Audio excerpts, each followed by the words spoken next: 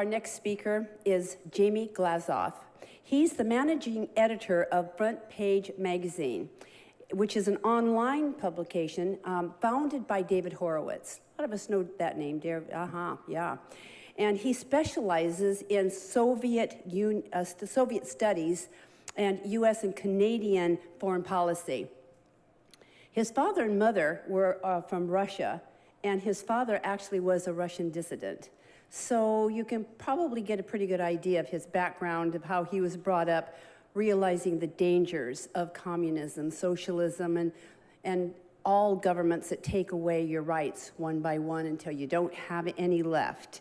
So he's kind of decided that he wants to expose what's going on right now and how it's not quite as blatant to some people, but our rights are being taken one at a time, always for a good reason. But it was that way back in the days when his father was fighting against it. Jamie published a book called United in Hate, The Left's Romance with Tyranny and Terror. He also hosts a website TV show. I really hope you all will Google this. It's the Glazov Gang. And please check it out on Facebook or go to jamieglazov.com. You've got your program here today, so now you kind of know where all these speakers are, and they really appreciate your listening. That's how we're going to make an impact. All of us knowing what these men and women have done to educate us. So I hope you give him a nice round of applause.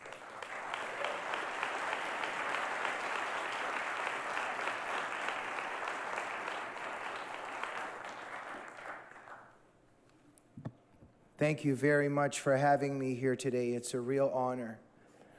Ladies and gentlemen, my mom and dad were dissidents in the former evil empire in the Soviet Union. They stood up for freedom and liberty. We were persecuted for our Christianity, and they missed it by an inch to go to the Gulag, and we escaped from the Soviet Union when I was a very little boy. And I will tell you that we escaped the Soviet Union, but today the Soviet Union has come to us. And it's very frightening, it's depressing, it's very, very scary for my family and for all of us to see what's happening to the West. And for me personally, because I'm so grateful to have come to America and how much I love this country. And it's depressing to see the forces that are taking over, that are now ruling academia, ruling the government, and as my topic here today in the video that we just watched, the news and the media. Now, I'm an expert, I'm a student and try to be an expert, but my main field is I study the left. I'm interested in this force called the left and how it's taking over our culture, why it's controlling our media, how it's controlling our news, how we got here, and how we can take it back in the little time we have. So how I want to crystallize this is in terms of my background, growing up since I was a little kid, I was very, very much studying the news and how the left was shaping the discourse, because the left is in control of our media. And I was very interested in all the anti-American themes and the attacks on the nuclear family, for instance, on tradition, on the Judeo-Christian tradition, and on somehow whitewashing communism. And, you know, we know what side the left was on in terms of the Vietnam War and where it stands on Castro today, etc. But since the fall of communism, we know who our new threat, what our new threat is, and who poses a threat to the West now. And this is the key. Now, this is what is so frightening. When ISIS attacks, when Boko Haram kidnaps the little girls, when Al-Qaeda does what it's doing, for some reason we have to go, we're sorry, we're not racist, we're not Islamophobic. You see, the left has shaped this pernicious boundary of discourse where if you study sociopaths, for instance, if you study psychopaths, they punch you in the face and then you have to say you're sorry, because the victim becomes the perpetrator and the perpetrator becomes the victim. They are winning. So what's happening today, let me give you a crystal clear picture, because this is what's happening in our media and in our news. But I will tell you This is the image you have to have in mind. Frightening, horrifying image. Rotherham, United Kingdom. Recently, 1,400 cases of little young white girls was discovered that they were kidnapped into Muslim rape gangs. Look it up, Muslim rape gangs, Rotherham. Pakistani Muslims are kidnapping, are putting these young white girls, kafir girls, they see them as kafir girls, into rape gangs, and they're raping them and putting them into prostitution. Child services didn't do a thing. Police authorities didn't do a thing. The left covered it up. Why? Because what's happening is when a Pakistani Muslim cab driver is sitting outside the school waiting to prey on these girls and to groom them, the culture has forced the teachers and the police to go, wait a minute, look at that convent over there with all those old Catholic nuns. We need to keep an eye on them too, right? Because we can't be racist because everyone is equal. All cultures are equal. All religions are equal. We should not be racist. This mentality, and by the way, I'm not saying that we should be racist. I'm just saying how they've constructed the paradigm. This has led to the city's Labour MP Sarah Champion recently stated that as many as 1 million children in the United Kingdom have been victimized by Muslim rape gangs. But on the altar of utopian leftist ideals, it has been allowed. In other words, for the sake of this leftist philosophy, Stalinism happened, Maoism happened, Khmer Rouge happened, and now the killing fields in the United Kingdom, where Muslim rape gangs are reading the Quran, reading the Hadith, which justify kidnapping and raping the kafir, and they're doing it. And we're not allowed to say anything because the way the left has shaped the discourse is if we try to save the victims of Islamic gender apartheid, we're racist. Now, I'm directly connecting this to my topic because this mentality has shaped our news industry. Even when you watch Fox News, yes, there's still a few heroes left trying to tell the truth. But if you watch carefully, you can never say Islam. You have to say radical Islam. Maybe you even should say extremist radical Islam before it. I mean, some of them are even saying extremist radical Islamists now. I mean, what is a radical Islamist as opposed to a moderate Islamist? But what I'm pointing to is the way that the culture is thinking.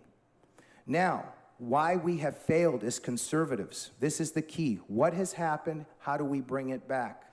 What has happened? What has happened is that we are not... Have you watched one program on TV where they've actually talked about what I just said? Have you watched one program where they said, why have 1 million English girls been kidnapped and raped by Muslim rape gangs? And when did you ever see a guest like Robert Spencer be invited and said, because of Surah 4:3 in the Quran, that's why. And that's why ISIS and Boko Haram point to that verse and all the other verses every time. But we're not allowed to tell the truth. How did this happen? Quickly, I want to crystallize what the left is, because I've been studying why millions of my people were killed and why they're here now and what they're doing. The left. It is my book, United in Hate. I was fascinated by how the left took the side of Islam after 9/11 and during 9/11, of course, even before, but I explained it in my book of what brings Obama to support Morsi instead of being against Morsi. Why are they thinking this way? Very, very quickly, because I don't have much time, but I just want to draw and illuminate a picture for you.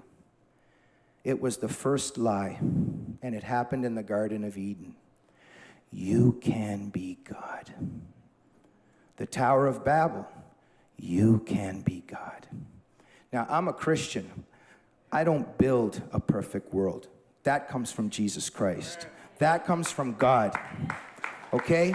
My job is to say I'm sorry and repent every day and thank Christ for dying for me on the cross. I'm not here to build a perfect world, but the left is, because the left has bought into that lie. We are the self-appointed social redeemers. We're going to build a perfect planet. We're all going to be equal, and we're all going to hold hands. And if you watch Obama very carefully, this is the problem. It's very infectious.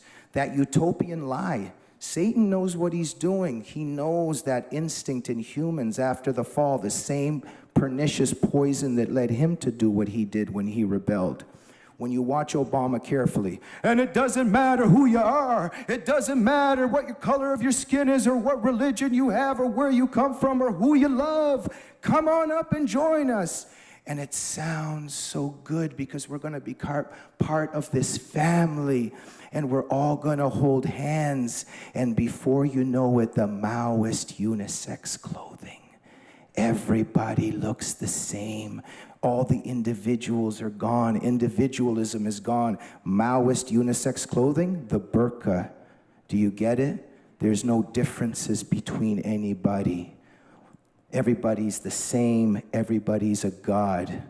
Where doesn't that happen? How about in the most beautiful country in the world where there's individual freedom, where a person can become a great boxer or a great artist or a millionaire or a painter? When there's still freedom, there's always going to be, quote unquote, inequality. The left hates that. It wants to destroy America. It wants to destroy Israel. It wants to destroy the free world because it hates individualism. It hates freedom because of what happens when there is freedom. They hate what God gave, free will and individualism. Therefore, the left needs to destroy that reality. How do you destroy that reality when somebody says, look at Islam. Look at what Islamic ideology is doing to the girls under ISIS and Boko Haram. This is what will happen. Oh, you mean Islam might have problems with it as a religion? Maybe our society is worth defending and protecting. No. See, the left can't do that. This society is not worth protecting and defending. Therefore, the victims of communism and the victims of jihad have to be pushed into invisibility because they want to destroy this place. So you see where that alliance begins to emerge? Now, here's the problem. Conservatives don't make the argument. We don't have the argument. The left is fighting 24/7. This is the problem. This is my theme. I'm not getting away from my theme. How do we bring it back? Well, first of all, how did we lose it? Why is it that when you're out on the street and you just go down and say something about Islam, people go, you're racist, and you have to go, I don't hate all Muslim people, and they say you hate all Muslim people. How did they get there? How did we get there? How come we're not? There's a person here, Stephen Amundsen. Go to his booth at the Counter Jihad Coalition. Get a leaflet. He's out on the streets at the counter at Santa Monica every Saturday night. Why isn't he considered a lover of Muslims? Because when you tell the truth about Islam, and when you tell the truth about what it teaches about slavery and subjugation of the kafir, you're actually a loving human being that's supporting human rights, and you also love Muslim people, because Muslim people are the victims of their totalitarian ideology. I've worked on behalf of Muslim girls for more than a decade. I care about the Muslim girls that are the victims of female genital mutilation and honor killings and forced marriage. You're calling me an Islamophobe because I'm fighting for Muslim girls? In other words, we have to make the argument, and conservatives are not making the argument. The left is making the argument, and here's why. You see, the left has an advantage. The left has a religious mission. It's just a secular religion. They've rejected God, but it's a religious zeal. And they're fighting 24/7. The problem with conservatives is on my Facebook, I'll say, Anderson Cooper just said this, and I'll get a comment. I don't even watch that. Why do you watch that? Problem with conservatives. You're giving up the terrain. You think, I'm sorry, I don't mean you necessarily here, but I'm talking about conservatives. Conservatives believe that if they cancel their cable, they're fighting culture war. You don't get off the field during a football game and think you're going to win it. How many conservatives do I know that even sermonize to me condescendingly about what I'm doing, and then they go back to their barbecues? You have to fight the culture war. You have to make you have to fight the culture war, and you have to make the argument. I'm running out of time. I might just take 2 extra minutes, but I want to stress these themes. Here's the key on what we can do about it. David Horowitz has written a book, Take No Prisoners, The Battle Plan for Defeating the Left. He's a former leader of the left. Here's the key. Stop responding to leftist attacks with appeal to reason. You see, conservatives think that evidence will prevail. Of course you use evidence, but you have to remember, see, the left hates you. They want to destroy this society. Conservatives think that we're all, we all want the same thing. We just have a different method of getting there. No, the left is evil. The conservatives have to use leftist tactics against the left. Get this book by David Horowitz. And so what David Horowitz is saying is take the leftist tactics and use it against them and start fighting culture war. Point to the suffering that they've caused. Take the moral high ground. Stop always being afraid of being called names and start calling names back. And this is that Romney crystallized this in that third debate on foreign policy. Benghazi comes up. Oh, I'm such a nice guy. I'm a conservative. He should have said, Mr. President, the blood of those Americans is on your hands. You were complicit. You are complicit in the murder of those Americans. Now, what were you doing that night while those 4 Americans were killed in Benghazi? That's what conservatives need to do. To finish up quickly with the 2 minutes I have left, or I've gone over, the entertainment, okay? Andrew Klavan, come to my booth in the back. I work for the Freedom Center. Andrew Klavan, great novelist and author. The Crisis in the Arts, Why the Left Owns the Culture and How Conservatives Can Begin to Take It Back. His key themes: don't tune out. You don't cancel your cable. That's seeding the field. And I don't mean you have to watch a crappy movie. That's not the issue. The issue is, instead of boasting that you don't watch and walk away, develop original content of our own. We need right-wing movies. Write a script.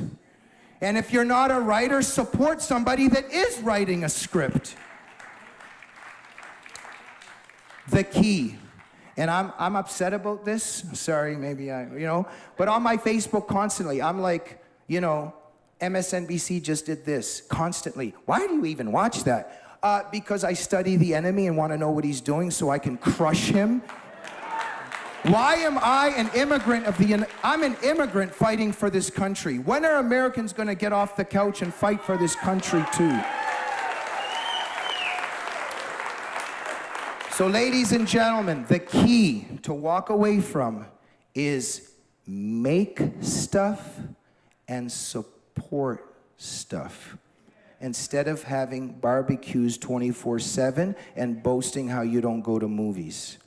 And so 2 things of making and supporting stuff, and I'm done. Hero in the back, Steve Amundsen. He heads the Counter Jihad Coalition.